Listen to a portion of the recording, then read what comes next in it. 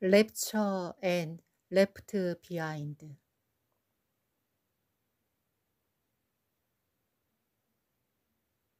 다시 오실 예수 그리스도께서 예상하지 못한 날에 갑자기 나타나실 것입니다. 그날에 두 종류의 사람만이 있을 것이라고 합니다. 하늘로 들림받는 자들과 땅에 남은 자들입니다. 주님의 강림이 비록 지연되는 것처럼 보이지만 완벽한 타이밍에 오실 것입니다. 그날에 기독교인이 버려둠을 당하면 무신론자들보다 충격이 훨씬 더 클 것입니다. 실종자 명단에 우리의 이름이 빠져 있다면 큰 낭패입니다. 왜 그토록 많은 사람들이 버려둠을 당할까요? 거짓 확신으로 차 있던 신자들과 예비하지 않았던 사람들이 그날에 버려둠을 당할 것입니다.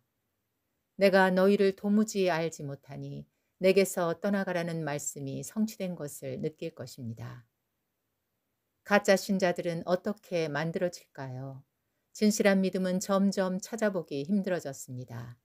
그러나 그분에게 속한 양들은 그분의 음성을 듣고 마음과 삶이 변화될 것입니다. 양들이 화평과 거룩함을 추구하며 아버지의 뜻을 행하기 위해 힘쓰는 것은 당연한 일입니다.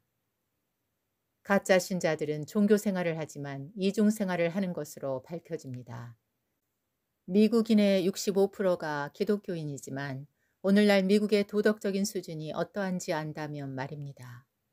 사탄도 성경을 인용하고 귀신도 그리스도를 무서워하지만 하나님의 말씀에 순종하며 거룩하게 살지는 않습니다. 젊은 세대는 통째로 신앙을 떠나고 있습니다. 인터넷이 얼마나 악한 영향력을 끼쳤는지 상상할 수 없을 정도입니다.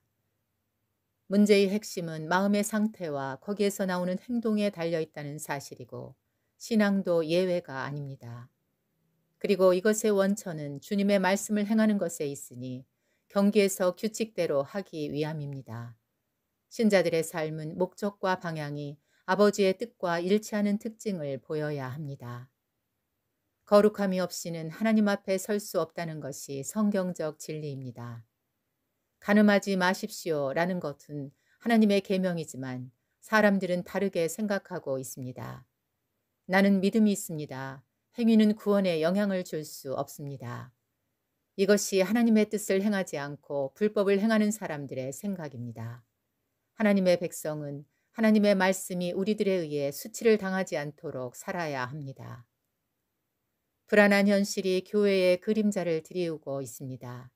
그들이 땅에 소망을 두고 떠들썩하게 사람들을 만나고 먹고 마시며 잡담을 나누는 사이에 그들의 영적 상태는 죽어갑니다.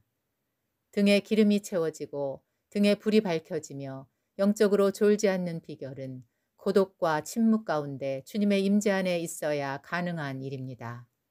필자도 사람들을 가급적 만나지 않으려는 이유도 산만한 시간을 보내면 포스트의 영감이 떠오르지 않기 때문입니다.